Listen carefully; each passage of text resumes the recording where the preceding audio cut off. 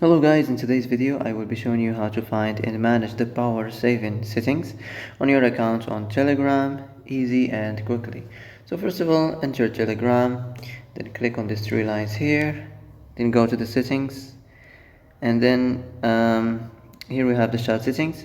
So in this animation section, click on it, and here we have the power saving.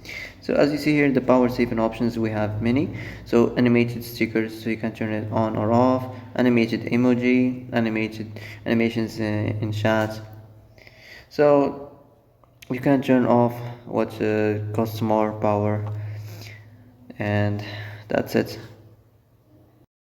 And that's it for today's video. I hope this is the answer you've been looking for.